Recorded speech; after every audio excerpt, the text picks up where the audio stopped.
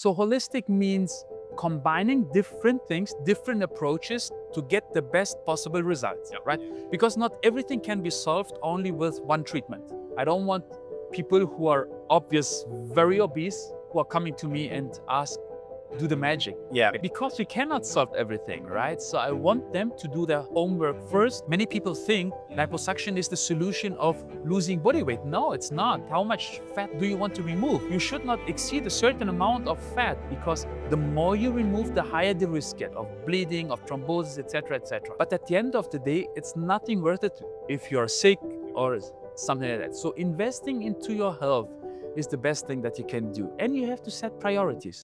Welcome to Inside Aesthetics, the world's most listened to podcast for injectors and aesthetic businesses. I'm Dr. Jake Sloan, a facial aesthetic doctor, trainer and speaker with over 17 years experience. And I'm David Siegel, an aesthetic entrepreneur and business mentor who's been working within our industry for over 2 decades. IA is a podcast aimed at educating aesthetic practitioners from around the world. The information contained within our episodes is general in nature and should not be used by the general public to make health or treatment decisions. You should seek the advice of a qualified healthcare professional in your country and have a bespoke consultation. For our latest news, you can follow us on Instagram and TikTok, and now you can also watch our full episodes on YouTube and Spotify. All of our links are down in the show notes below. Now let's get into today's episode. Hey guys, welcome to another episode of Inside Aesthetics, the world's most listened to podcast for injectors and cosmetic businesses. Now, David, this is one of our last podcasts. It is. It's one of my favorite ones I've been looking forward to the most. We've still got drones flying overhead, so sorry if you can pick that up. Who is our special guest today? We have got Dr. Mustafa Narwan all the way from, well, you're all over the place. You've got a couple of different locations. Exactly. You're a plastic surgeon, and today we're going to be talking about biohacking and how you fit that into your practice from, like, I guess, an overarching integrative way, because, you know, it's kind of unusual, you know, to have surgeons looking at biohacking, all that kind of stuff. So it's going to be a really interesting discussion. Yeah. First of all, buddy, welcome to the podcast. Yeah. Thank you so much. Thanks, guys. We know each other from the Allergan family. We met a few years ago, and it's been sort of great to get to know you. But we thought we'd do something a bit different for our listeners, because you've really leaned heavily into biohacking, but also living that lifestyle yourself, but also how you translate that to your patients. Right. Yep. So first of all, tell everyone your background, what do you do, and where you base, because it's complicated. Okay, guys, thank you so much. It's a great pleasure being part of your podcast today. So my name is Dr. Mustafa Narwan. I'm a German board-certified plastic surgeon. I'm originally from Afghanistan, but we moved to Germany, so I grew up in Germany. I have 2 clinics in Germany, but now also based in Dubai. So I'm back and forth between Dubai and Germany as a plastic surgeon. So I do a lot of body contouring surgeries when it comes to surgeries, especially high definition body contouring. That means shaping the body into a more athletic shape. And when it comes to face treatments, minimally invasive treatments. And we know each other mainly through Allergan, right? As trainers, international trainers. Let's start off with, what do we mean by the term holistic medicine? Because, I mean, these terms can mean different things to different people. So what does it mean to you? So holistic means combining different things, different approaches to get the best possible results, right? Because not everything can be solved only with one treatment, right? So that means the holistic concept, whether it comes to a face treatment or to a body treatment, is, first of all, during a proper consultation to understand our patients, right? What are their needs? And then based on their needs, and also based on that, what we would recommend as physicians and as specialists, combining different things really to get the best possible result for them. That means holistic, everything under one roof. Yeah. Right. And how did you find yourself interested in this area? Because obviously, coming from a surgical background, you probably didn't, get taught about these things, and it's also quite new and emerging. So how did the journey start for you? I mean, usually as a plastic surgeon, especially as a plastic surgeon, you just do the last step, right? Yeah. So the first steps, like, for example, having a healthy lifestyle, if needed, using some devices, then you can handle some situations. But if it's very severe, for example, a lot of soft tissue laxity that you cannot handle by yourself or with machines, etc., then you need the surgery. So the surgery is usually the last step, right? But there are so many things that you can do previously. And that's the shift, not only in aesthetics and in plastic surgery, but in the whole field of medicine. What can we do nowadays to be preventive? And I see a lot of my patients having challenges, and I really try to motivate them to do things that they can do by themselves And only if they cannot handle it by themselves, then surgery could be the tool of choice. Now explain to everyone what you do on your Instagram, because this is one of the reasons we chose you, because you're kind of living and breathing this kind of way of trying to educate people about, you know, normal stuff, practical stuff, cheap stuff even. So why did you decide to lean into it and, you know, showcase it, I guess? I mean, nowadays I use social media to communicate with my audience, but also with my patients. And the communication is not starting in our private practices. It starts much earlier through social media channels. So I really try to educate them before they enter my practice. So therefore, I talk about all those topics like biohacking, healthy lifestyle, about sports. So once they're in my clinic, I don't have to repeat everything. So they know my philosophy. Because I also want to attract this kind of patients to my clinic.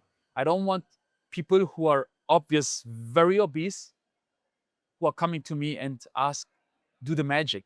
Because we cannot solve everything, right? So I want them to do their homework first, and only if they have any challenges, then I can help them. And I start with the message through my social media channel. Yeah, and that's the same for injectors as well, right? You want to put out the messages for the patients that you want to hopefully attract to. Absolutely. Yeah. Absolutely. So what does the consultation process look like for you? So you meet a patient for the first time. How do you sort of, you know, they might come in with a surgical expectation, although if they found you on social media, they know that you're more than just about what you can do with a scalpel and suture. But how do you approach that conversation? How does the consultation process work for you? So the consultation, I'm also a trainer, right? So I train other doctors. And one of my favorite questions at the beginning is, especially for injectors, I ask them, how long do you spend the first time with the patient when you see them the first time in your clinic? So the average, depends in which part of the world you are, is maybe 15 minutes, Yeah. right? Which is higher than the average, right? Yeah. So my consultations, whether it's surgical or non-surgical, minimally invasive for the face, is always 45 minutes. Because the first consultation is a very important pillar of the whole procedure. It's like a first date. Somehow, right? The first impression, Yeah. right? The first impression. So we have to spend time at the beginning with our patients, first of all, to understand them, really to understand. It's not just about treating one single fold, for example, or wrinkle, really to understand deeply our patients, but also at the same time to educate our patients. Because maybe they have seen something on social media or they have heard something from their friends and they have the perception, I know exactly what I need. But at the end of the day, we are the professionals, we have learned it, and it's our responsibility as doctors really to educate our patients and really to guide them. And therefore, we need time. So my first consultation is about 45 minutes, taking the notes about their medical issues, what are they doing, what are their goals, and then I give them my perspective. And then before we start with the treatment, either injectables or surgery, of course, both of that should match. Yeah. The perspective of the patient and my perspective. Yeah. Because at the end of the day, of course, we want happy patients. So how do you get to know your patients in that consult? Are you drilling down into nutrition, exercise, sleep, all this stress, all this kind of stuff? Do you actually ask them specifically on a pro forma, or does it come up more naturally and you're just sussing out who they are? Right. So before they come to us, we send them a form. So we send them a form and we have some questions. Please, what kind of illnesses do you have? How often do you do sports? What kind of sports? How is your diet? So I prepare myself a little bit for the patient. Yeah. So to know, okay, who's in gonna front walk of in? me? Yeah. Who's walking in? Yeah. And then once they are there, I ask them again. And then we discuss, of course, also these topics. So when I get the impression, okay, this patient has already done everything that he or she can do by themselves, then what is their issue? And okay, what can we now optimize with treatments, with surgeries? But if I have patients in front of me who have, for example, some other medical issues that can also maybe solve the problem or at least improve if they're overweight, etc., then I tell them very honestly, look, I'm not the right doctor for you. You need other support. And also here, I'm connected also with other physicians who are experts in their field, because I cannot do everything. I'm just a plastic surgeon, right? So then I guide them. I send them to other doctors. They do their stuff first. And then after that, they come to me. They're well prepared. And also in terms of, for example, when it comes to surgeries, to reduce the risks, it's very important that they take care of other things first before going under the knife. Yeah. Yeah. So what sort of risks do you think reduced when they go and do all of that preparatory work first? I mean, in terms of like, you do a lot of body contouring, so I'm assuming. Exactly. Yeah. Exactly. I mean, for example, if somebody's overweight, Yeah. you should not do a liposuction. Many people think liposuction is the solution of losing body weight. No, it's not, right? How much fat do you want to remove, right? You should not exceed a certain amount of fat, because the more you remove, the higher the risk get of bleeding, of thrombosis, etc., etc. So that means I have a certain amount of fat that I can remove safely. When I exceed, then the risks increase exponential. So if they can lose the body fat by themselves as much as possible, of course, that will reduce the risk. And I'm assuming that it, you know, in terms of recovery is improved. Absolutely. So, you know, wound repair, all those kinds of things. Yeah. You prepare them really for the surgery, right? Especially when it comes to body contouring surgeries, the aftercare is also very important. So it's not just the surgery. I did the surgery and we are done, right? Afterwards, they have to wear special type of compression garments. They have to do lymphatic massages, drainage, etc., etc. And when you start to prepare them, then you get also the sense of how ready are they really for the procedure.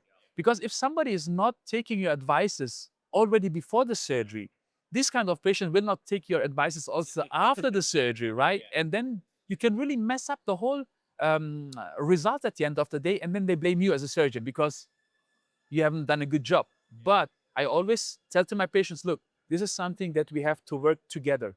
You have to do your job, and in those areas that you cannot manage by yourself, then I help you. It's like a partnership, yeah? Absolutely, absolutely. And that builds also trust with your patients, right? And trust is so important in nowadays, especially in our field, because there are so clinics. In Germany, my clinic is in Düsseldorf, so there is one road, and in every apartment or house or building is 1 or 2 or 3 physicians who are offering aesthetic treatments, right? And some patients, they just jump, right? Where is the cheapest offer? But if you take care of them, if you have a right communication, if they build trust in what you're doing, then they will stay also with you. And this is important. We want patients who stay with us for a long time. Now, right at the start, we used the term biohacking. What does that exactly mean? And from I guess from a personal perspective, how have you gone on your own biohacking journey? Biohacking is something that I'm interested by myself a lot, right? So not just only because of work, and I can combine it, right? So my passion with work. So at that moment, even my work does not really feel like pressure because I enjoy this topic so much. So biohacking nowadays, what can we do to be preventive, more or less, to have a long life, but a healthy life. So it's about the health span, right? We don't want to age 100, but to be sick the last 20 years, right?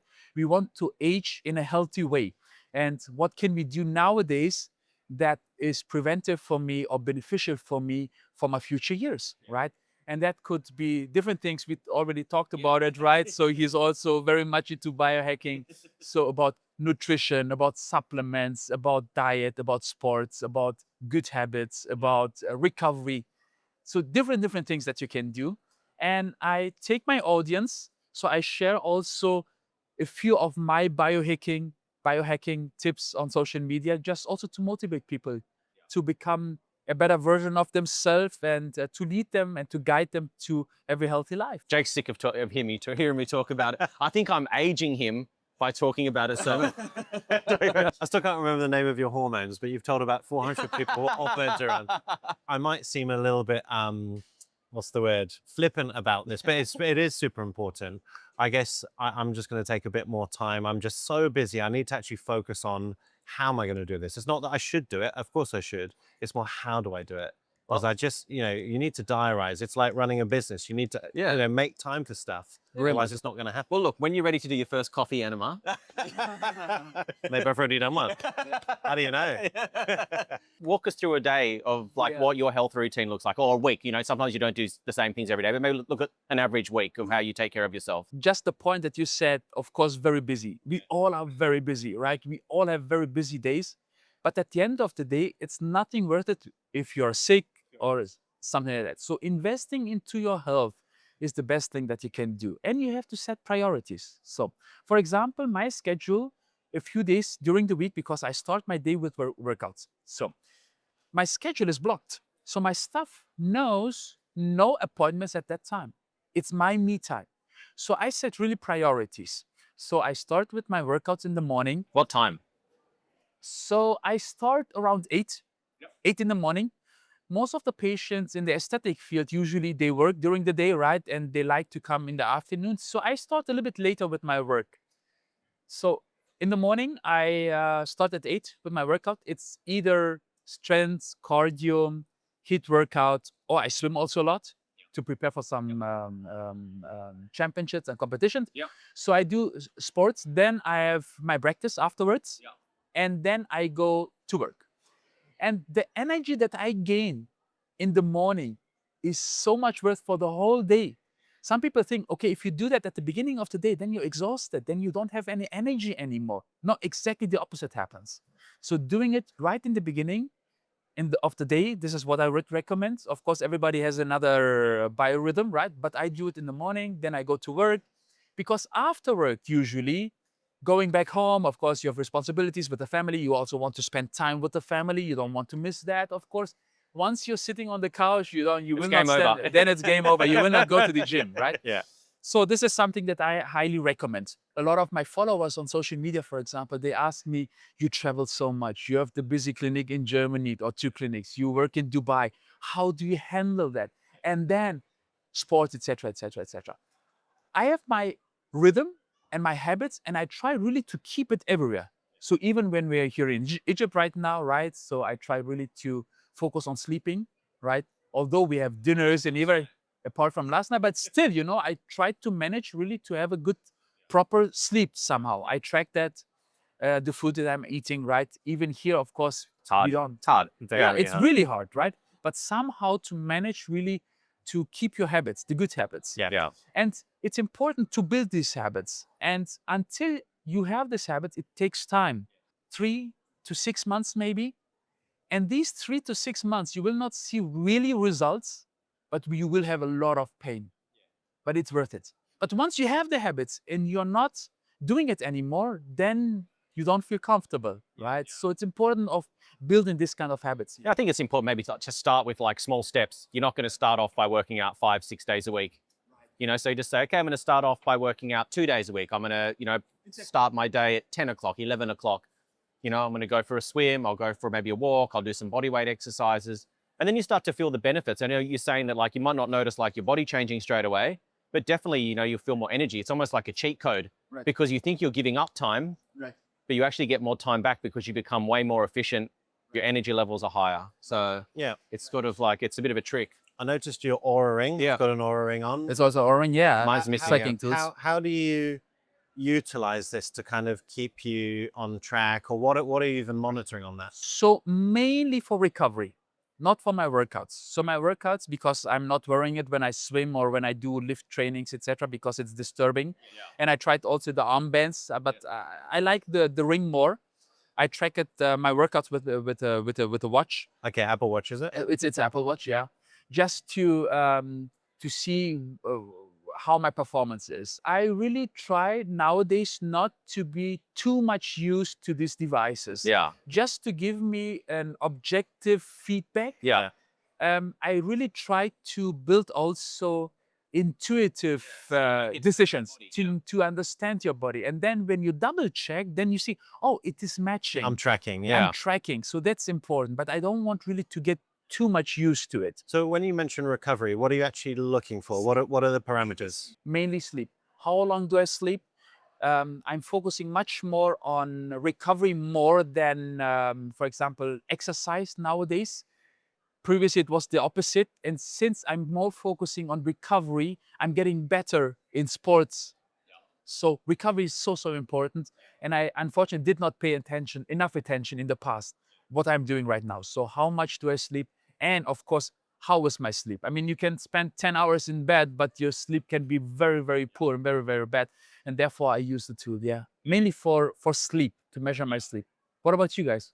For me personally, yeah, I mean, I make sure 7.5 hours is like that magic number for me. It's also like trying to be disciplined with getting to bed at the same time. Right. Because your body gets into a cycle. And if you start to disturb that, because as you said, it's not just around the number of hours that you sleep, it has to be like restful sleep and making sure you fall into that phase where you're getting the most recovery. Right. Yeah, so for me, sleep's a big one because there's so many distractions. You know, your phone's going off. It's definitely hard. So for me, yes, recovery is a huge one. Like even just things like drinking enough water during during the day, like simple things. You know, you can get busy. Yeah. Like even whilst we've been here, it's difficult, as you said, when you've got outside of your controlled environment where you know where your gym is, the weather, you know, your own, even sleeping in a bed that's not yours. Like, you know, scientifically, and you can tell me you're the doctor, but from what I've read, that like even when you're sleeping in a bed that's not your own, your brain doesn't switch off because it doesn't feel safe. It knows you're in a foreign location, so you kind of don't hit that same level of deep sleep because you're not totally relaxed. What I'm doing, for example, I have my pillow that I take with me. So it's a very small one, so I roll it because I know in the hotels, you know, you have some totally different, you know, unpredictable. And also to cover my eyes, to keep it dark, right? Sometimes I have also blue light filter glasses that I wear in the evening just to get into the mood. Okay, now it's evening, now it's time to rest and to sleep. Yeah. The other thing about all those tools, for example, also the blood glucose measurement long term, gives you nice feedback because sometimes your own subjective impression could be completely wrong.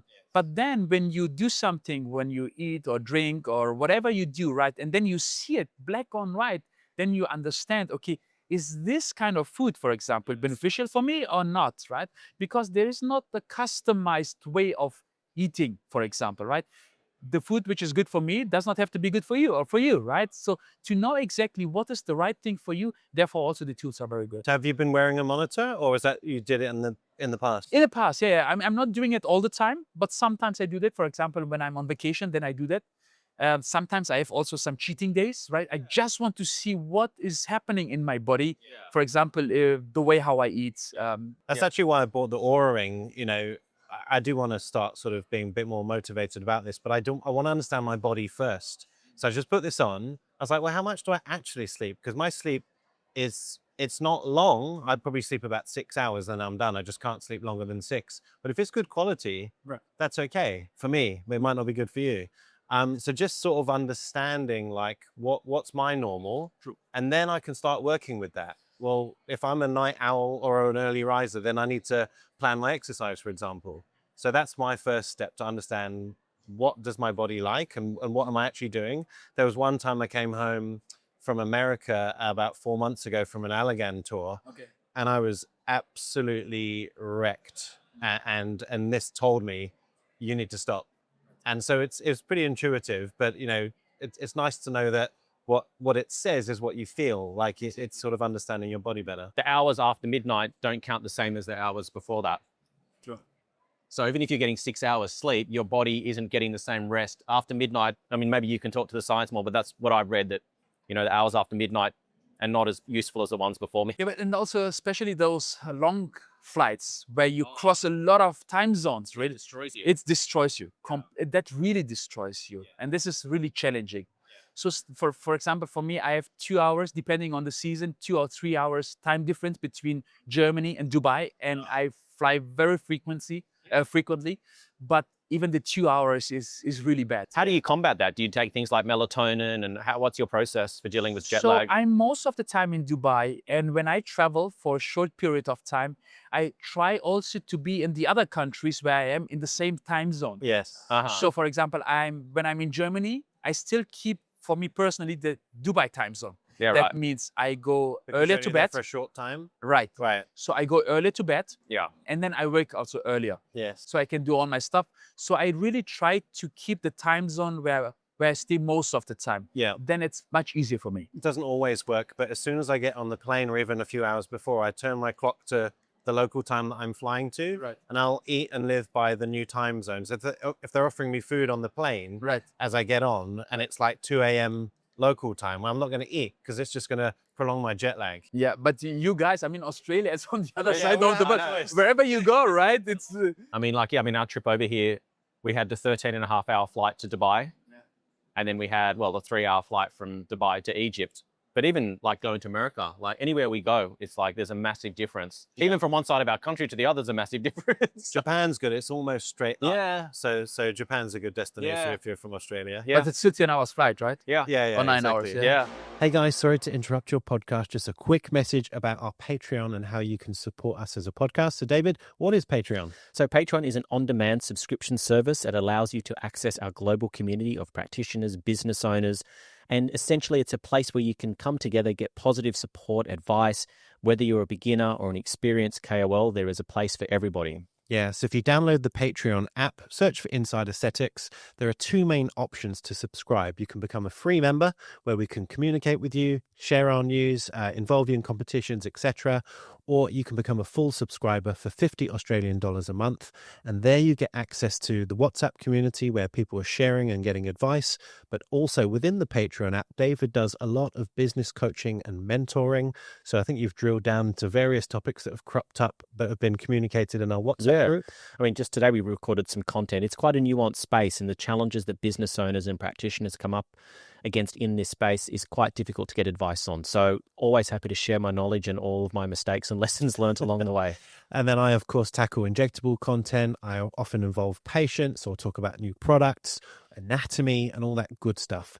So if you like what we do, consider subscribing to our Patreon. Now let's get back into the podcast. So what about supplements? Talk to us about your supplement regime and what do you think has the strongest evidence for, for health, longevity? So I take a few supplements which are really somehow scientifically proven. Yes. In terms of safety, in terms of benefits. There's a lot of snake oil, isn't there? There's a lot of people who say things that it's not true. So many things on the market, but what do I really need? So what I take, protein. Yeah, because Which kind? Whey protein. I take whey protein. I found one from Germany, which I tolerate very well. So I tested many different types, but the way how they process it is very important, for example, not to get bloated or not to have any skin issues, etc. So I found one which is very good for myself because I cannot eat that much of other stuff to really reach the amount of proteins that I need per day. So you've based it on your body weight and your sort of a calculation? Yeah, it depends on how hard I have my workout sessions during the day. So you're taking like what? Like 1.5 1.5 to grams? 2 grams per kilogram. Yeah. Okay. So whey protein, then creatinine. Yeah, because it is really it's like a miracle supplement. Right. Yeah. I mean, it has so much benefits, not just for your physique. Even your brain. Exactly. Yeah. Sleep, brain, focus, everything. And this is really scientifically proven. Yeah. So I take creatine once a day, 3 to 5 grams. And you can take it continuously, right? Days back or years back, people took it just for a short period of time, especially the bodybuilders. And with big doses, then you have some side effects. But with 3 to 5 grams per day, you are safe. Yeah. So then I take magnesium. Yeah, just for muscle recovery. Which type of magnesium? Oh, there's a lot of different types, isn't there? There's a lot of arguments I think about 7, this. I guess so. But the one which I take is a liquid one. Yes, so you have it as a tablet or the liquid. So the liquid one, I'm not sure exactly what type it is. Is it flavored or does it taste like metallic? No, it is a little flavored. It is a little bit flavored, yeah. So I take just magnesium. What else do I take? Vitamin D, of course. Yeah. D3 with K, right? K2? K2, right? And collagen, actually. Collagen, for a long period of time, I was not really sure. I thought, okay, what? I know, it's very controversial, isn't it? Yeah, it you take collagen, right? And it goes through your digestion system, it goes to your liver, and how should the collagen know to go to your joints or to go to your wrinkles? It's destroyed. It's at the end of the day, it's a protein. Amino acids. Amino acids, right? But nowadays, we have science behind it, right? So really, we have science that it is beneficial. And when it comes to all those supplements, we take it, we trust the science, but you do not see the effect immediately. In a few things, you recognize it. For example, in magnesium, you recognize, okay, my recovery is faster, or also the benefits of creatine. But when it comes to vitamin D or when it comes to collagen, etc., you do not see it immediately. And this is the preventive medicine. That means you're doing something that will be beneficial for you on the long term, but you will not see it quickly. The same thing that we have with injectables, with biostimulators, for example, right? The biostimulator is not giving you immediately the result. It takes time. And also the collagen that is produced after that stays for a long period of time. And this is something that you have to understand, And this is also, we should also use our voices to spread the word, also to educate other people to understand, okay, this is what I have to do. I will not recognize it immediately, but on the long term, it's beneficial for me. Do you add like a banana or anything? Because collagen's not a complete protein, so you need like a tryptophan with it? So do you add anything? To my protein, you mean? Yeah, no, to your collagen. To my collagen, no, No. nothing. I just put it, I have it as a powder. Yep. I just put 2 spoons into my coffee in the morning. Usually just 1 coffee in the morning. The latest one at 2, right? Because also this is proven, right? Even those who say, I can drink a coffee and then I can go to bed. When you measure, the sleep is not good. The quality is not good. So I really try to have my last coffee not closer than 8 hours to my bedtime. So that means which is around 2. But usually I have just 1 coffee in the morning and I take it just with, and I put my collagen into it as a powder. Now, I guess looking ahead, how would you be able to adapt this and make this even more formalized in your clinic? Or maybe for listeners thinking, wow, this all sounds so awesome. I want to do this for my patients. What advice can you give them to sort of integrate this into their clinics? You need the knowledge, right? So if you're a doctor, you say, I just want to start, okay, you need the knowledge, right, in biohacking, okay? How is it really working? And nowadays we have so many things. I grab most of the things through podcasts, for example, right? A lot of information, a lot of books. So that means you have to educate yourself first in biohacking until you offer it to your patients. And then it's important to have a good circle of specialists. So I work, for example, with dietitians, with coaches, with personal trainers, gastroenterologists, diabetologists. So when patients are coming to me, or GNY, gynecologists, right, in terms of hormone replacement therapy for women, etc. So during the consultation, when I think, okay, this person in front of me needs some advices from them, then I connect them. I tell them, look, go there, do this and that. So therefore, you need people around you who are specialized in this field, because you cannot do everything by yourself. Yeah, I think it's important to say to the listeners as well, one, the information about supplements isn't advice for you to start taking, it's do your research. But also you don't have to be an expert. You know, you're not a life coach, you're a doctor. Right. And you get other people who have that specialty to help. So don't try and do everything. Can I ask you a controversial question? Sure. We all know that GLP-1, it's being used widely. It's a peptide, but there are other peptides. There's a lot of controversy around, certain other peptides. Do you use any other peptides yourself? No.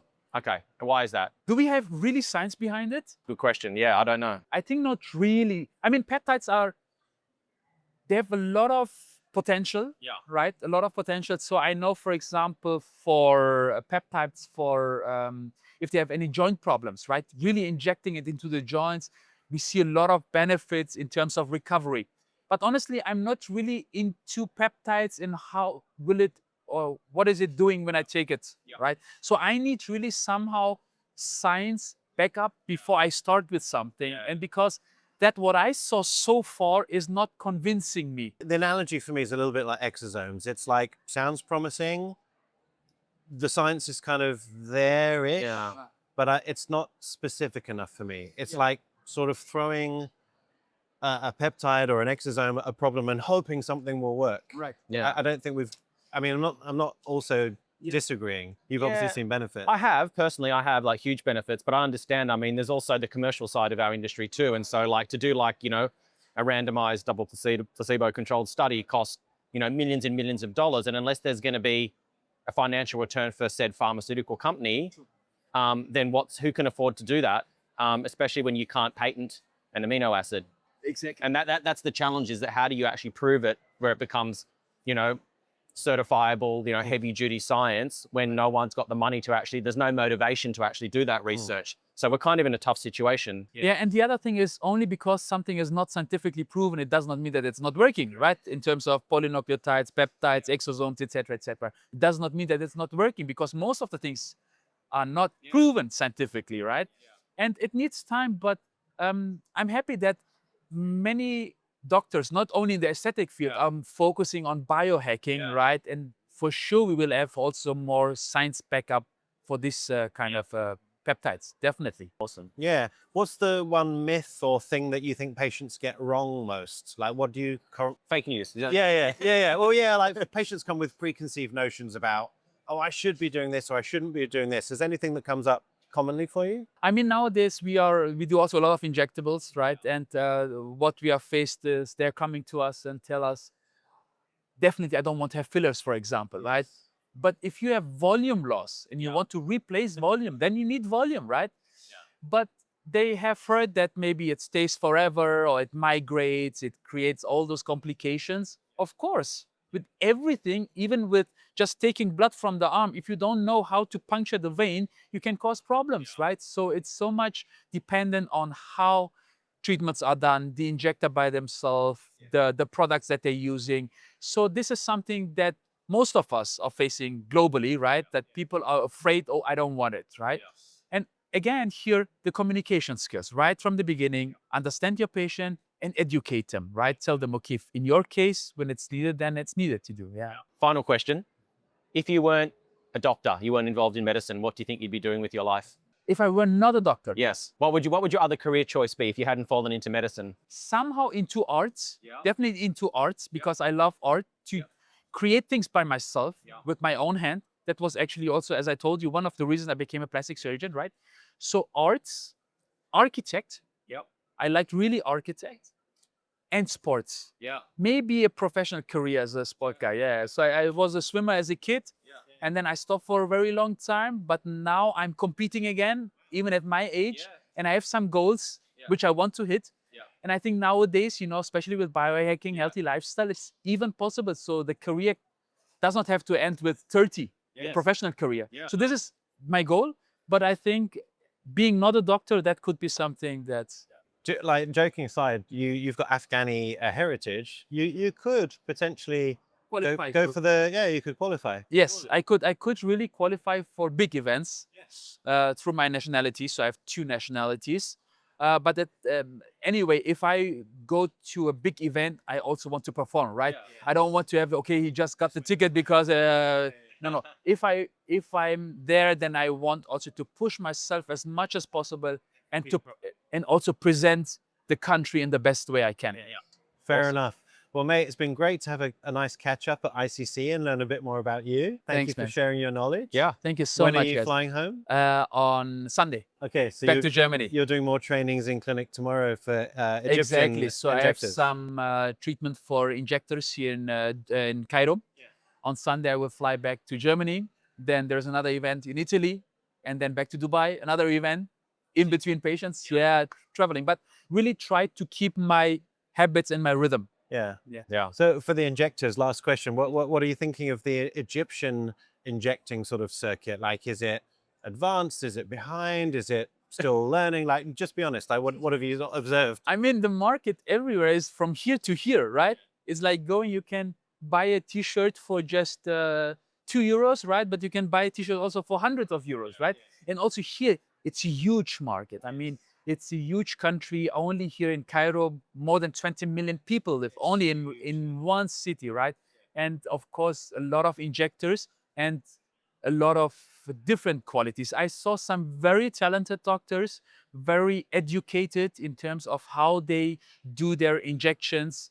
But I saw also some doctors who are just doing something copy-paste all the time, but they do not improve. And I try really to guide them or to share my experience with them, right? It's not teaching, just sharing with them, okay, what they can do also to elevate their skills. And that should be our goal. Awesome. Fantastic. Well, we look forward to seeing you at the next conference. Yeah. Thank you very much for the podcast. Thank you so much, guys. Thank you. Thank you very much. Good to see you. Thank you so much. See you later. Bye. We hope you enjoyed that episode, guys. To stay up to date with our latest news and episodes, follow us on Instagram, and we're now on TikTok. You can also now watch our full video episodes on YouTube and Spotify. So if you like what we do, please give us a like and subscribe. Please also consider joining our Patreon for invaluable business and injectable education.